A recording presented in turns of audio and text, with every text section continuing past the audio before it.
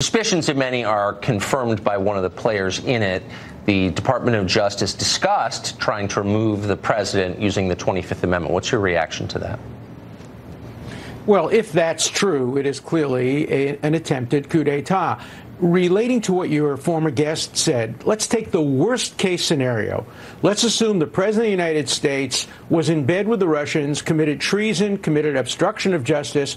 The 25th Amendment simply is irrelevant to that. Right. That's why you have an impeachment provision. Exactly. The 25th Amendment is about Woodrow Wilson having a stroke.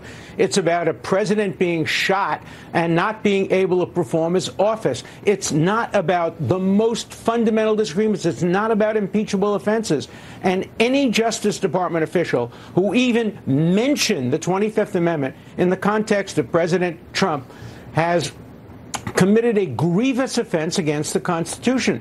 The framers of the 25th Amendment had in mind something very specific, right. And trying to use the 25th Amendment to circumvent the impeachment provisions or to circumvent an election is a despicable act of unconstitutional power grabbing. And you were right when you said it reminds me of what happens in third world countries. Look, these people may have been well-intentioned. They may believe that they were serving the interests of the United States, but you have to obey the law, and the law is the Constitution. And the 25th Amendment is as clear as could be. Incapacity, unable to perform office. That's what you need. That's why you need 2/3 of the House and 2/3 of the Senate agreeing. And it has to be on the basis of a medical or psychological incapacity, not on the basis of even the most extreme crimes, which there's no evidence were committed. But even if they were, that would not be a basis for invoking the 25th Amendment. So this is not simply, right. And I challenge any left-wing person to get on television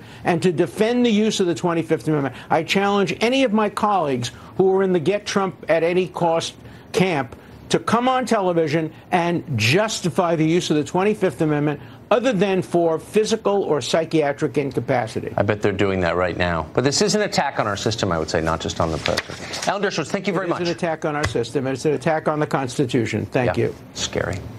We have an update for you tonight on language in the border security bill. One part of that bill says essentially